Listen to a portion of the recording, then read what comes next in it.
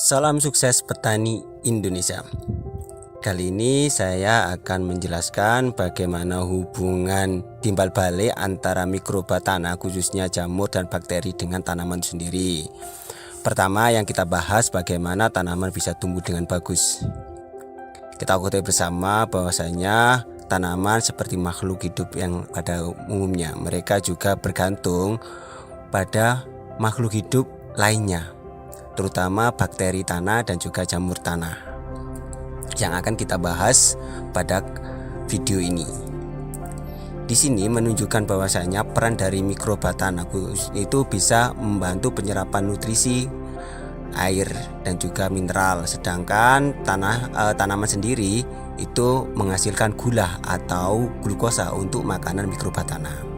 Pertama yang kita bahas di sini adalah Rhizobacteria. Apa itu Rhizobacteria? Adalah bakteri bagus tanah. Kita ketahui bersama bahwasanya akar ini memiliki kapasitas serapan hanya 4-7% saja dengan ketebalan 0,2 mm. Kita ketahui bahwasanya akar serabut ini hanya mampu bertahan hidup 1-3 minggu saja tanpa adanya mikroba. Sedangkan jika ada mikroba, mereka bisa hidup lebih lama dan bahkan menghasilkan simbiosis yang sangat istimewa. Nah, ini akan kita bahas di sini. Khususnya yang pertama adalah Rhizobacteria. Rhizobacteria ini memiliki peran yang cukup banyak. Di antaranya adalah sebagai penambat fosfat dan nitrogen sehingga bisa diserap oleh tanaman itu sendiri. Selain itu, Rhizobacteria ini membentuk sistem kekebalan alami, imunitas alami bagi tanaman dengan membentuk rhizosfer sebagai perlindungan akar sehingga tidak gampang mudah oleh penyakit menyerang akar itu sendiri. Tanaman bisa lebih sehat tentunya. Namun sayangnya baik akar maupun bakteri ini memiliki keterbatasan jangkauan. Di sini zona merah ini adalah zona tidak dapat dicapai oleh akar itu sendiri dan juga bakteri. Nah, kita bahas adalah yang kedua adalah Mycorrhiza. Ini jamur baik akar yang kita bahas kesempatan ini di video ini.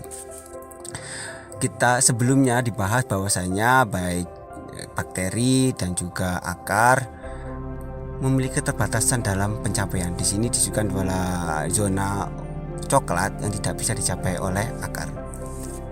Maka disinilah peran penting dari jamur.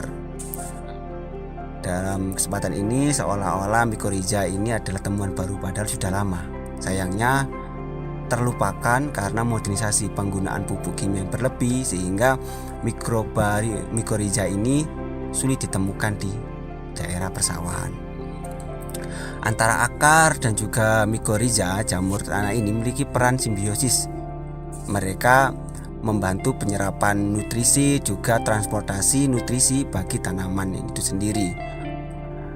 Selain itu, peran Mycorrhiza atau jamur akar ini seperti klorofil pada daun untuk mendapatkan energi. Akar ini dalam mencapai nutrisi ini sangat terbatas, hanya pada celah-celah tertentu. Sedangkan di daerah mikron yang lebih kecil mereka tidak dapat mencapainya. Padahal disitulah letak nutrisi, mineral, air ini tidak bisa dicapai. Disebutkan di zona merah tersebut. Oleh karena itu, peran dari Mycorrhiza jamur tanah inilah membantu penyerapan air, mineral sehingga bisa digapai oleh akar. Dengan simbiosis mutualisme ini, serapan akar bisa menjangkau ke celah-celah lebih kecil di mana letak nutrisi itu berada, mineral, kalsium atau yang lainnya yang tidak bisa dicapai oleh akar.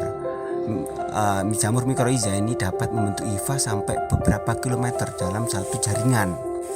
Oleh karena itu, dengan adanya Mycorrhiza dan juga Rhizobacteria ini bisa meningkatkan kemampuan kapasitas akar sampai 7 kali lipat dalam menyerap nutrisi, mineral, dan juga air, sehingga bisa memberikan pemberian lebih hemat tentunya atau mineral lainnya.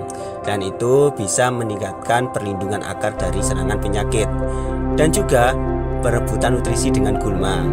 Hubungan simbiosis ini saling menguntungkan, di mana tanaman menghasilkan glukosa untuk makanan mikrobatana baik mycorrhiza dan juga rhizobakteri, dan di mana rhizobakteri memberikan nutrisi dan mineral. Semoga bermanfaat video kali ini. Salam sukses.